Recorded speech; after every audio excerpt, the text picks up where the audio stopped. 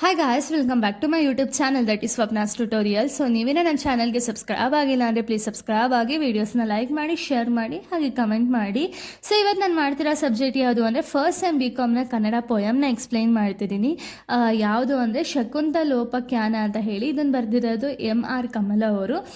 So ಈ ಒಂದು poem ಬಂದುಬಿಟ್ಟು ನಿಮಗೆಲ್ಲ ಗೊತ್ತಿರುವಂಥ ಒಂದು ಪೋಯಮ್ ಆಗಿದೆ. ಸೊ ಯಾರು ರಿಲೇಟೆಡು ಅಂದರೆ ಶಕುಂತಲ ಮತ್ತು ದುಷ್ಯಂತ ಮಹಾರಾಜರು ರಿಲೇಟೆಡು ಈ ಒಂದು ಕಂಪ್ಲೀಟ್ ಸ್ಟೋರಿ ಆಗಿದೆ. ಸೊ ಇವಾಗ ನಾವು ಡೈರೆಕ್ಟ್ ಸ್ಟೋರಿಗೆ ಹೋಗೋದಾದರೆ ಇಲ್ಲಿ ಸ್ಟಾರ್ಟಿಂಗಲ್ಲೇ ಒಂದು ಕವಿತೆಯ ಆರಂಭದಲ್ಲಿ ಕವಿ ಯಾವ ರೀತಿ ವರ್ಣನೆ ಅನ್ನೋದನ್ನ ಮಾಡಿದ್ದಾರೆ ಅಂದರೆ ಶಕುಂತಲೆಯ ಒಂದು ನೈಸರ್ಗಿಕ ಸೌಂದರ್ಯವನ್ನು ವರ್ಣಿಸ್ತಾ ಹೋಗಿದ್ದಾರೆ. ಸೊ ಇವ್ರು ಬಂದ್ಬಿಟ್ಟು ಕಣ್ವ ಮಹರ್ಷಿಗಳ ಆಶ್ರಮದ ಮಗಳಾಗಿರ್ತಾಳೆ ಈ ಶಕುಂತಲಾ ದೇವಿಯವರು. ಸೊ ಪ್ರಕೃತಿಯ ಒಡಲಿನಲ್ಲಿ ಅಂದರೆ ಪ್ರಕೃತಿಯ ಜೊತೆಗೆ ಬೆಳೆದಿರುವಂತಹವರು ಯಾರು ಅಂದರೆ ಶಕುಂತಲಾ ದೇವಿ. ಓಕೆನಾ.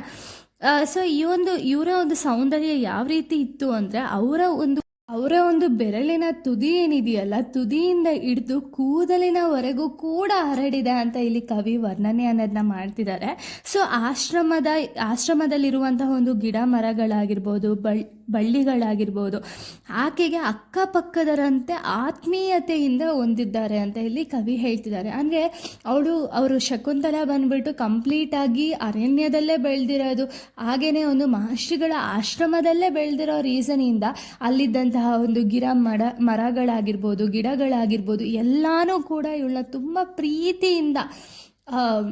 ಪ್ರೀತಿಯಿಂದ ಅಥವಾ ವಿಶ್ವಾಸದಿಂದ ಅಕ್ಕಪಕ್ಕದವರಂತೆ ಆತ್ಮೀಯತೆಯಿಂದ ಇವರೆಲ್ಲ ಇದ್ದರು ಅಂತ ಇಲ್ಲಿ ಕವಿ ಹೇಳ್ತಿದ್ದಾರೆ. ಸೊ ಒಂದಿನ ಏನಾಗುತ್ತೆ ಅಂದರೆ ಹಸ್ತಿನಾಪುರದ ಮಹಾರಾಜ ಅಥವಾ ಅರಸನಾದ ದುಷ್ಯಂತ ಮಹಾರಾಜ ಏನು ಮಾಡ್ತಾರೆ ಅಂದರೆ ಬೇಟೆ ಆಡೋಕ್ಕೆ ಅಂತ ಹೇಳಿ ಬರ್ತಾರೆ. ಓಕೆನಾ. ಸಡನ್ನಾಗಿ ಅಕಸ್ಮಾತ್ ಆಗಿ ಇವರು ಆ ಒಂದು ಕಣ್ವರ ಆಶ್ರಮಕ್ಕೆ ಬರ್ತಾರೆ. ಓಕೆನಾ.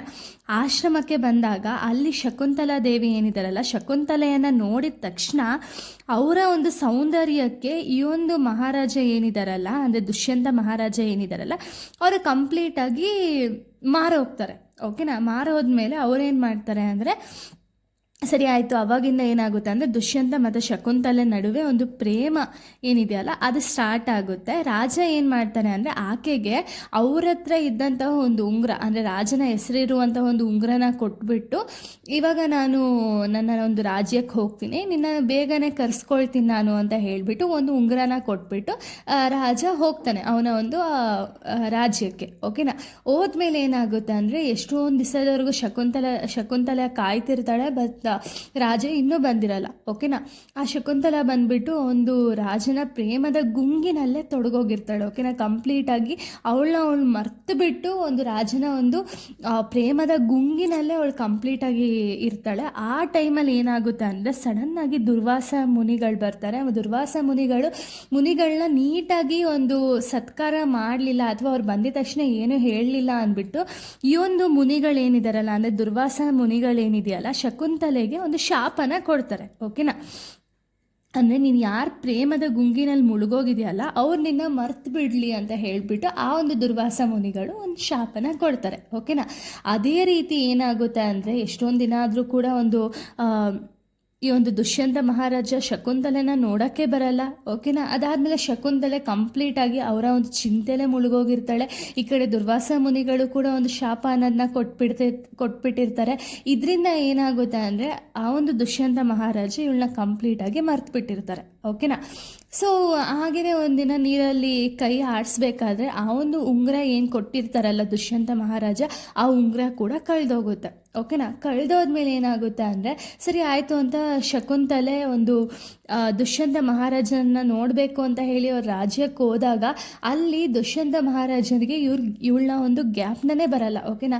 ಅಂದರೆ ಅವ್ರಿಗೆ ಒಂದು ಸ್ವಲ್ಪನೂ ಕೂಡ ಜ್ಞಾಪನಕ್ಕೆ ಬರಲ್ಲ ಇವ್ರ ಬಗ್ಗೆ. ಆವಾಗ ಒಂದು ಶಕುಂತಲೆಗೆ ತುಂಬ ಬೇಜಾರಾಗೋಗುತ್ತೆ. ಈ ಕಡೆ ಒಂದು ಪ್ರೂಫ್ ಕೂಡ ಇರಲ್ಲ ಅಲ್ಲ, ಅವನು ಆಲ್ರೆಡಿ ಒಂದು ಉಂಗುರನ ಕೊಟ್ಟಿರ್ತಾನೆ, ಬಟ್ ಆ ಉಂಗುರ ಕೂಡ ಇವಳ ಹತ್ರ ಇರಲ್ಲ.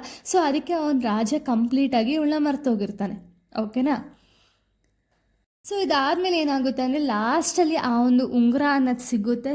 ಸಿಕ್ಕಾಗ ದುಷ್ಯಂತ ಮಹಾರಾಜ ಈ ಒಂದು ಶಕುಂತಲೆನ ನೋಡಬೇಕು ಅಂತ ಹೇಳಿ ರಾಜ್ಯದಿಂದ ತುಂಬ ಕಾತರದಿಂದ ಒಂದು ಕಣ್ವರ ಆಶ್ರಮಕ್ಕೆ ಬರ್ತಾನೆ. ಬಟ್ ಅಲ್ಲಿ ನೋಡಿದ್ರೆ ಶಕುಂತಲೆ ಮೊದಲಿನ ಒಂದು ಮುದ್ದ ಹುಡುಗಿ ಆಗಿರಲಿಲ್ಲ. ಓಕೆನಾ, ಅಂದರೆ ಏನು ಅಂದರೆ ಒಂದು ಮುದ್ದತೆ ಏನಿತ್ತಲ್ಲ, ಹುಡುಗಿಯ ಮುದ್ದತೆ ಏನಿತ್ತಲ್ಲ ಅವಳಿಗೆ ಅದು ಉಳಿದಿರಲಿಲ್ಲ. ಯಾಕೆ ಅಂದರೆ ಅವರು ಅಷ್ಟು ವರ್ಷಕ್ಕೆ ಕಾದರೂ ಕೂಡ ಇವನಿಗೆ ದುಷ್ಯಂತ ಮಹಾರಾಜನಿಗೆ ಶಕುಂತಲೆ ಜ್ಞಾಪನಕ್ಕೆ ಬಂದಿರಲಿಲ್ವಲ್ಲ.